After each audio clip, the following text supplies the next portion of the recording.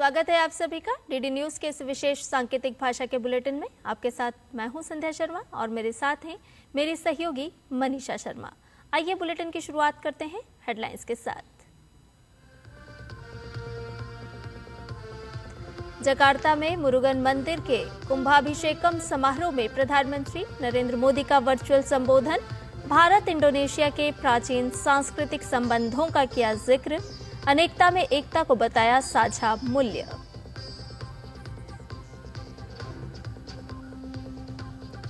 दिल्ली के चुनावी दंगल में प्रधानमंत्री नरेंद्र मोदी ने आम आदमी पार्टी पर साधा निशाना। आरके पुरम में विकसित दिल्ली संकल्प रैली को किया संबोधित। कहा 5 फरवरी को दिल्ली में आने वाला है विकास का नया बसंत।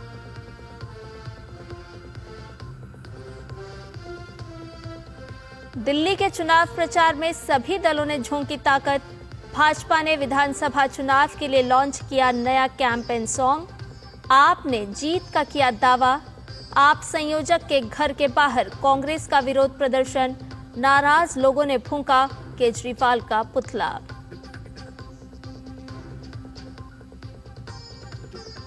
महाकुंभ में कल बसंत पंचमी के आखिरी अमृत स्नान के लिए उमड़ रही है आस्था की भीड़। प्रशासन का सुरक्षा व्यवस्था पर जोर। 34 करोड़ से अधिक लोगों ने त्रिवेणी संगम में किया स्नान।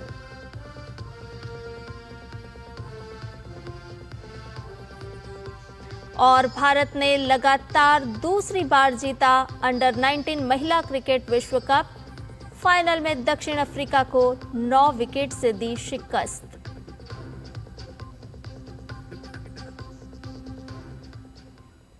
और आइए अब इन सभी खबरों को जान लेते हैं विस्तार से। प्रधानमंत्री नरेंद्र मोदी ने इंडोनेशिया के जकार्ता में मुरुगन मंदिर के कुंभाभिषेकम समारोह को वर्चुअल माध्यम से संबोधित किया। पीएम ने भारत और इंडोनेशिया के हजारों वर्ष पुराने सांस्कृतिक संबंधों को भी सराहा। हम हजारों वर्ष पुरानी संस्कृति से जुड़े हैं। हम हजारों वर्ष पुराने इतिहास से जुड़े हैं। हमारा संबंध विरासत का है, विज्ञान का है, विश्वास का है। हमारा संबंध साझी आस्था का है, अध्यात्म का है। हमारा संबंध भगवान मुरुगन और भगवान श्री राम का भी है। और हमारा संबंध भगवान बुद्ध का भी है। इसलिए साथियों, भारत से इंडोनेशिया जाने वाला कोई व्यक्ति जब प्रबानन मंदिर में हाथ जोड़ता है तो उसे काशी और केदार जैसी ही आध्यात्मिक अनुभूति होती है। पीएम ने इंडोनेशिया के राष्ट्रपति के हालिया भारत दौरे का भी जिक्र किया। पीएम ने कहा कि अनेकता में एकता दोनों देशों का साझा मूल्य है। मुझे बताया गया है कि इस मंदिर में भगवान मुरुगन के अलावा विभिन्न देवी देवताओं की मूर्तियों की भी स्थापना की गई है। ये विविधता, ये बहुलता हमारी संस्कृति का सबसे बड़ा आधार है। इंडोनेशिया में विविधता की इस परंपरा को बिन्नेका तुंगल इका कहते हैं। भारत में हम इसे विविधता में एकता कहते हैं। ये विविधता को लेकर हमारी सहजता का ही है कि इंडोनेशिया और भारत में भिन्न भिन्न संप्रदाय के लोग इतने अपनत्व से रहते हैं। इसलिए आज का ये पावन दिन हमें यूनिटी इन डायवर्सिटी की भी प्रेरणा दे रहा है।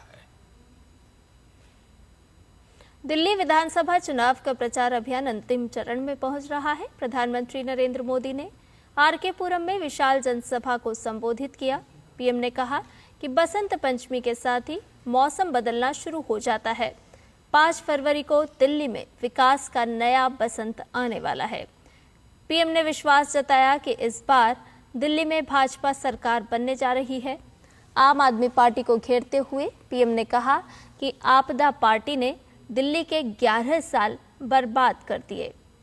आम आदमी पार्टी के विधायकों के पार्टी छोड़ने का जिक्र करते हुए पीएम ने कहा कि वोटिंग से पहले ही झाड़ू के तिनके बिखर रहे हैं।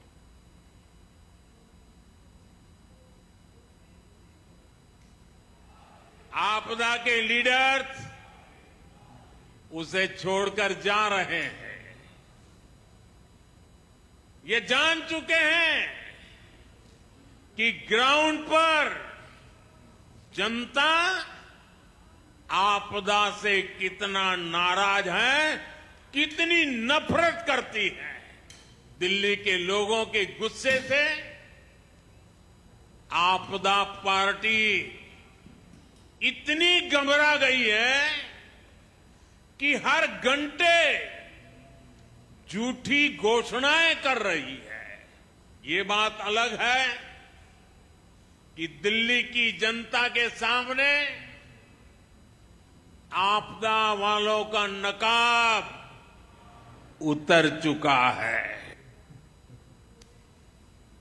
प्रधानमंत्री ने आम आदमी पार्टी और कांग्रेस पर पूर्वांचल के लोगों को नजरअंदाज करने का आरोप लगाया। पीएम ने कहा कि जिनके अपने शीश महल होते हैं उन्हें दूसरों की झुग्गी और 2 BHK नहीं दिखते। मैं आपको एक और गारंटी देता हूं, ये आपदा वाले अफवाह फैला रहे हैं, लेकिन याद रखिएगा दिल्ली में एक भी झुग्गी नहीं टूटेगी। जनहित की जो योजनाएं दिल्ली में चली आ रही है, कोई भी जनहित की योजना को बंद नहीं किया जाएगा। पीएम ने गरीब, किसान, युवा और नारी शक्ति के विकास की प्रतिबद्धता दोहराई। पीएम ने कल पेश बजट को इसी प्रतिबद्धता का प्रमाण बताया। पीएम ने कहा कि भाजपा ही है जो मिडिल क्लास को सम्मान देती है, ईमानदार टैक्स पेयर्स को पुरस्कार देती है।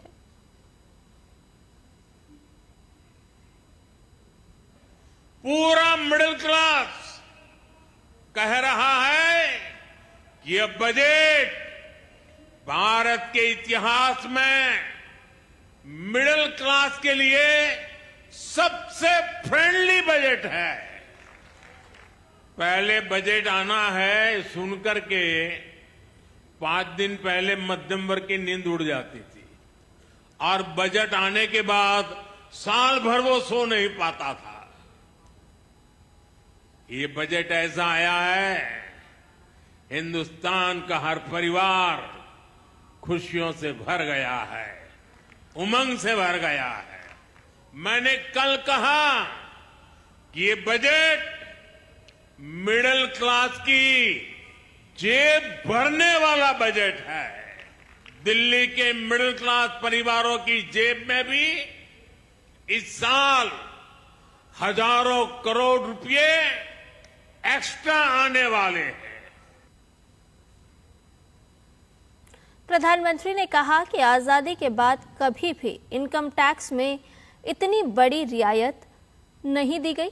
पीएम ने नेहरू इंदिरा दौर की सरकारों में भारी आयकर दरों की याद दिलाई।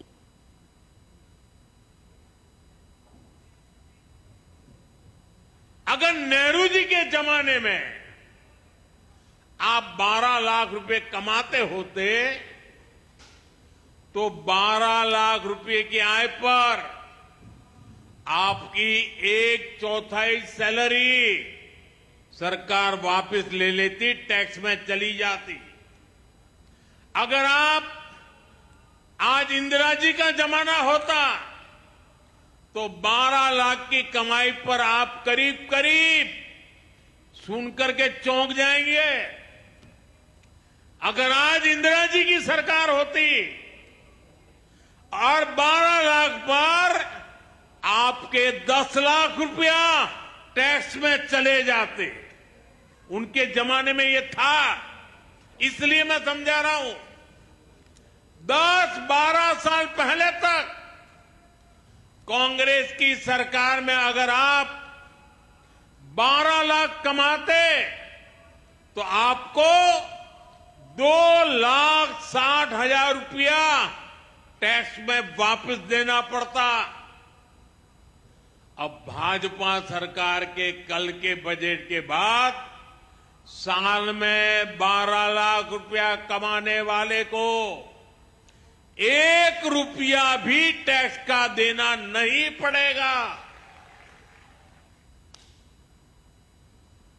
दिल्ली विधानसभा चुनाव का प्रचार चरम पर है। भाजपा पूरे दमखम के साथ चुनाव प्रचार में लगी हुई है। केंद्रीय रेल मंत्री अश्विनी वैष्णव ने डोर टू डोर कैंपेन के तहत दिल्ली की जनता से संवाद किया और चुनाव में बीजेपी को वोट देने की अपील की। केंद्रीय मंत्री अश्विनी वैष्णव ने जनता को संबोधित करते हुए कहा कि जनता ने आपदा सरकार को हटाने का मन बना लिया है। दिल्ली के सभी निवासियों ने बहुत स्पष्ट भाव से मन बना लिया है कि दिल्ली को आपदा से मुक्त करना है और दिल्ली का जो भाईचारा, दिल्ली का जो कल्चर है, दिल्ली की जो ऐतिहासिक परंपरा है, उसको फिर से लौटाना है और दिल्ली को विकास की गति पे विकसित दिल्ली बनाने के लिए सिर्फ और सिर्फ कमल के फूल पे ही इस बार वोट देने का लोगों ने मन बना लिया है। भाजपा नेता और असम के मुख्यमंत्री हेमंत बिस्वा शर्मा ने दिल्ली को गोकुलपुरी विधानसभा में चुनावी जनसभा को संबोधित किया। जनसभा को संबोधित करते हुए अरविंद केजरीवाल के स्वास्थ्य मॉडल और मोहल्ला क्लिनिक पर उन्होंने सवाल खड़े किए। उन्होंने बताया कि हमने दिल्ली में मोहल्ला क्लिनिक खोला और ये मोहल्ला क्लिनिक देश का सबसे बड़ा हेल्थ मॉडल है। मोहल्ला क्लिनिक में कोई सर्जरी वगैरह होते हैं? बोले साहब नहीं होते हैं। कोई एमआरआई मशीन है? बोले नहीं है। कोई सीटी स्कैन मशीन है? बोले नहीं है। तब वहां में क्या है?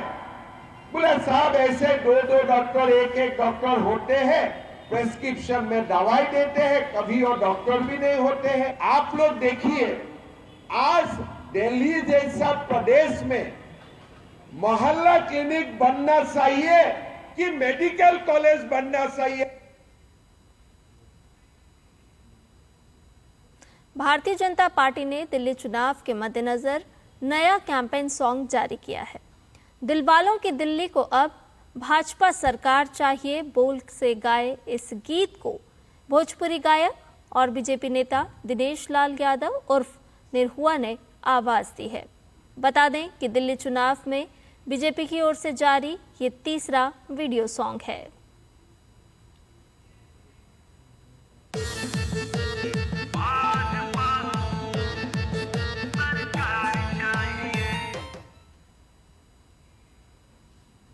और आपके राष्ट्रीय संयोजक अरविंद केजरीवाल ने कहा कि जैसे जैसे दिन बीतते जा रहे हैं, भाजपा की सीटें कम होती जा रही हैं और आप ऐतिहासिक जीत की ओर बढ़ रही है।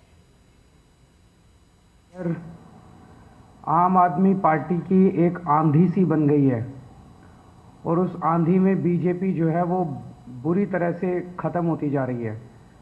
बीजेपी की दिन ब दिन सीटें कम हो रही हैं और आम आदमी पार्टी अपनी ऐतिहासिक जीत की तरफ बढ़ रही है।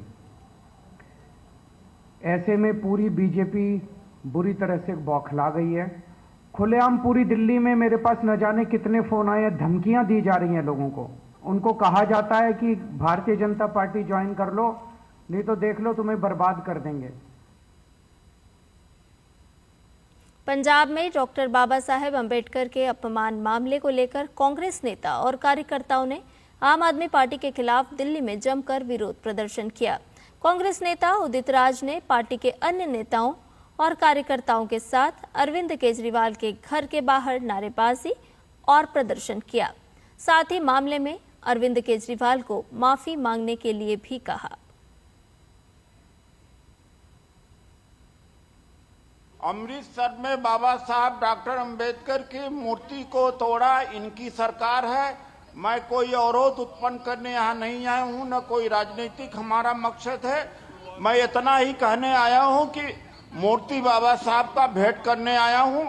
मेरे हाथ से, मेरे साथियों के हाथ से, अंबेडकर वादियों के हाथ से मूर्ति ग्रहण कर लें।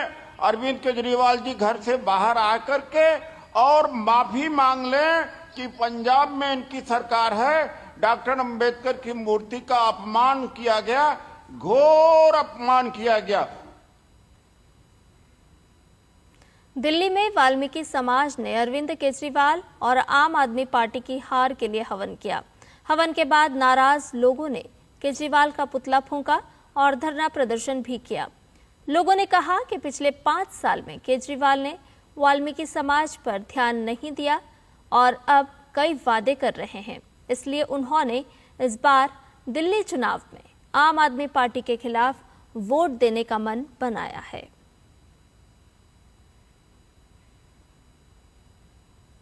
दिल्ली विधानसभा चुनाव में जीत के लिए सभी राजनीतिक पार्टियों ने महिला वोटर्स को अपने साथ जोड़ने की कोशिश की है। महिलाओं को ध्यान में रखकर आम आदमी पार्टी, बीजेपी और कांग्रेस तीनों ने कई बड़ी घोषणाएं की हैं। इन्हें लेकर क्या सोचती है दिल्ली की महिलाएं? दिल्ली की महिला मतदाता इस बार किसको सौंपेंगी सत्ता की चाबी? आखिर क्या है दिल्ली की महिला मतदाताओं के मन में? देखिए डीडी न्यूज संवाददाता अमरेंद्र गुप्ता की ये खास बातचीत। दिल्ली में हम इस वक्त जनता के बीच में हैं और जनता से बात कर ये समझना चाहते हैं कि आखिर दिल्ली के दंगल में इस बार वो कौन से मुद्दे हैं जो चुनाव में मतदाता जाकर ईवीएम में जब बटन दबाएंगे तो वो मुद्दे उनके साथ हैं। दिल्ली में आखिर महिलाएं सोच क्या रही, किस तरह की सरकार चाहिए? महिला होने के नाते मुझे ऐसा लगता है कि महिलाओं का सशक्तिकरण होना बहुत जरूरी है। इस दिशा में बहुत सी सरकारों ने बहुत से काम किए हैं, लेकिन अभी भी बहुत सारी पढ़ी लिखी महिलाएं हैं जिन्हें पूरा अवसर नहीं मिलता है। वो विश्वविद्यालय भी जाती हैं, विश्वविद्यालय में भी उनके लिए पढ़ाई के लिए उनकी किताबें और उनके लिए जो लाइब्रेरी या फिर उनके इनफैक्ट हाइजीन के लिए भी उनके वॉशरूम्स वगैरह, मतलब ये बेसिक चीज से लेकर के और फिर बाद में उनके लिए कि वो एक अपने पैरों पे खड़े हो जाएं, उसके लिए भी अवसर मौजूद होने चाहिए। दिल्ली में भी हमें डबल इंजन की सरकार चाहिए जैसे कि यूपी में है, और माननीय प्रधानमंत्री मोदी जी के नेतृत्व में दिल्ली का विकास वैसे ही हो जैसे कि बाकी राज्यों का हो रहा है। क्या लगता है आपको इन 10 सालों में कुछ बदला है या बदलने की जरूरत है? बदलने की तो जरूरत है। अभी हम सीपी में ही सुबह चक्कर लगा के आते हैं तो वहाँ पे भी अभी भी जो सीवर है वो फुल है और उसके अलावा जो कूड़ेदान है वो भी फुल है। कुछ सफाई नहीं हो रही है प्रॉपर, कि एक आपको लगे कि कितना, मतलब जो फर्श है वो पूरी तरह खराब हो चुका है वहाँ का। हम मोदी जी से यही चाहते हैं, अगर उनकी गवर्नमेंट आती है तो इक्वलिटी रहनी चाहिए सबके लिए, चाहे वो हिंदू, मुस्लिम, सिख, ईसाई कोई भी है, इक्वलिटी होनी चाहिए, पार्शियलिटी बिल्कुल नहीं होनी चाहिए। ज्यादातर सरकारी हॉस्पिटल में बहुत बुरा हाल है, तो इसको थोड़ा करेक्टिफाई होना चाहिए। स्ट्रॉन्ग गवर्नमेंट हो, क्योंकि अगर सेंट्रल में जो जिस पार्टी की भी गवर्नमेंट, स्टेट में भी अगर उसी की गवर्नमेंट हो तो दोनों मिलके काम करेंगे। वरना होता क्या है कि पूरे टाइम ये उसकी खिंचाई वो उसकी खिंचाई करते रहते हैं, तो उसमें नुकसान पब्लिक का होता है। क्योंकि कुछ भी कोई भी नीति बनती है तो उसको मतलब उसको पूरा फुलफिल नहीं कर पाते। मेरा मेन कंसर्न है सेफ्टी एंड सिक्योरिटी। बच्चे जाते हैं, हम खुद जाते हैं, वो हमें बहुत बड़ा डर है। मेरा होम टाउन यूपी में है, लेकिन वहाँ पे जो इतना ज्यादा हम लोग, अब मेरे मम्मी और सब लोग इतना सिक्योर तरीके से घूमते हैं, दिल्ली में मुझे वो सेफ्टी बिल्कुल नहीं लगती है। कुल मिला के आज की आधी आबादी को ये पता है कि वो किन मुद्दों पर इस बार दिल्ली की सरकार को चुनने जा रही है। कैमरामैन योगेश तिवारी के साथ अमरेंद्र गुप्ता, डीडी न्यूज, दिल्ली। उत्तर प्रदेश के मुख्यमंत्री योगी आदित्यनाथ ने अयोध्या के मिल्कीपुर विधानसभा क्षेत्र में जनसभा को संबोधित करते हुए सपा पर जमकर हमला किया। योगी आदित्यनाथ ने कहा कि वर्षों बाद अयोध्या में रामलला विराजमान हुए हैं, तब भी सपा ने इसका विरोध किया। उन्होंने कहा कि सपा के सारे ट्वीट भी महाकुंभ के विरोध में आए हैं। वर्षों के बाद रामलीला विराजमान हुए, तब भी समाजवादी पार्टी ने विरोध किया। सबसे बड़े आध्यात्मिक और सांस्कृतिक आयोजन महाकुंभ प्रयागराज का विरोध करते हुए इनके ट्वीट सारे के सारे आए। दुनिया बना रही है। अब तक 34 करोड़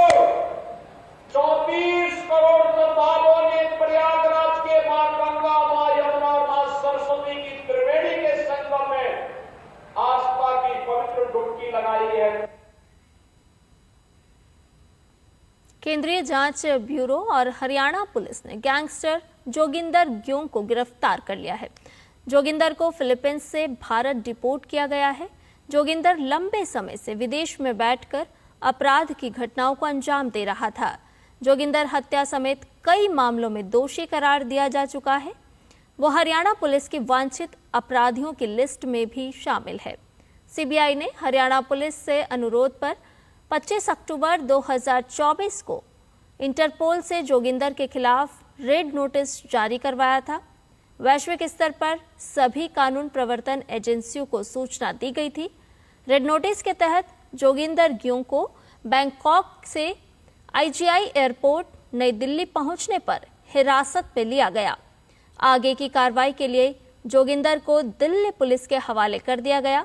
2021 से अब तक इंटरपोल चैनलों के माध्यम से समन्वय के माध्यम से 100 से अधिक वांछित अपराधियों को भारत वापस लाया गया है। केंद्रीय वित्त मंत्री निर्मला सीतारमण ने केंद्रीय बजट को जनता द्वारा जनता के लिए जनता का बजट बताया है। एक न्यूज एजेंसी से बात करते हुए वित्त मंत्री निर्मला सीतारमण ने करों में दी गई भारी छूट पर बात करते हुए कहा कि प्रधानमंत्री नरेंद्र मोदी करों में कटौती के विचार के पूरी तरह समर्थन में थे। केंद्रीय वित्त मंत्री ने कहा कि बजट को तैयार करते समय खासतौर पर मध्यम वर्ग की आवाज सुनी गई है।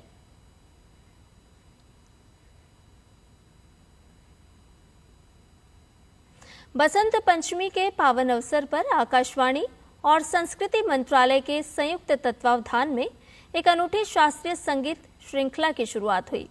हर कंठ में भारत इस शीर्षक से कार्यक्रम में पूरे देश से चयनित शास्त्रीय संगीत कलाकार अपनी प्रतिभा का प्रदर्शन करेंगे। संस्कृति मंत्रालय के 7 क्षेत्रीय सांस्कृतिक केंद्रों के साथ समन्वय कर देश भर से आकाशवाणी के 21 केंद्र शास्त्रीय संगीत के इस कार्यक्रम को प्रसारित करेंगे। श्रृंखला का विधिवत उद्घाटन प्रसारण भवन आकाशवाणी स्थित पंडित रविशंकर संगीत स्टूडियो में संस्कृति मंत्रालय के सचिव अरुणेश चावला और प्रसार भारती सीईओ गौरव द्विवेदी ने किया। श्रोता लगातार 15 दिनों तक हर दिन सुबह 9:30 से 10 बजे तक इस विविधतापूर्ण प्रसारण को सुनते हुए एक सुर यात्रा का आनंद ले सकेंगे। हर कंठ में भारत संस्कृति मंत्रालय और ऑल इंडिया रेडियो के बीच एक संयुक्त प्रयास है। इसके तहत जो हमारे यंग कलाकार हैं जिन्हें पुरस्कृत किया गया है संगीत नाटक अकेडमी के माध्यम से, उन्हें मौका दिया जाएगा कि हर क्षेत्र में अपनी अपनी कलाओं के अनुसार और अपने दक्षता और अपने एरिया के अनुसार जो है वो परफॉर्मेंस दे सकें। कंठ में भारत के माध्यम से देश भर में हमारी जितनी क्लासिकल, फोक और उस तरह के जो हमारी परफॉर्मिंग आर्ट्स हैं और जो हमारा म्यूज़िक है, उन सभी को प्रसारित किया जाएगा। जो लोग अपना समय, अपनी मेहनत लगा करके ये शास्त्रीय विधाएं सीख रहे हैं, उनको एक मंच दिया जाए जिससे कि वो अपनी कला को, अपनी प्रतिभा को श्रोताओं तक, दर्शकों तक पहुंचा सके। इस उद्देश्य से संस्कृति मंत्रालय द्वारा हर कंठ में भारत नाम का ये कार्यक्रम आज आकाशवाणी के सहयोग से आरंभ किया गया है हमारे 21 केंद्रों से इसका प्रसारण किया जाएगा और ये आज से लेकर के अभी एक पक्ष तक ये कार्यक्रम चलेगा।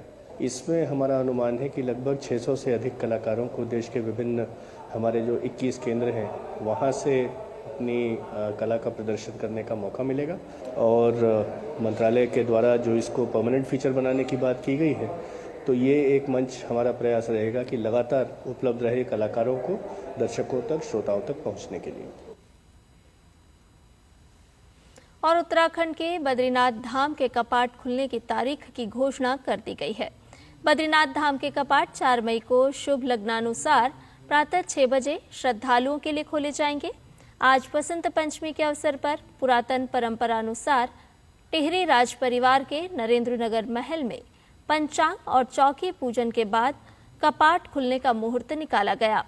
इस मौके पर टिहरी राज परिवार के महाराजा मनुजेंद्र शाह, महारानी व टिहरी की सांसद माला राज्य लक्ष्मी शाह, टिहरी के विधायक किशोर उपाध्याय, बद्रीनाथ धाम के रावल अमरनाथ नंबूदरी, बद्री केदार मंदिर समिति के मुख्य कार्यकारी अधिकारी विजय थपलियाल मौजूद रहे।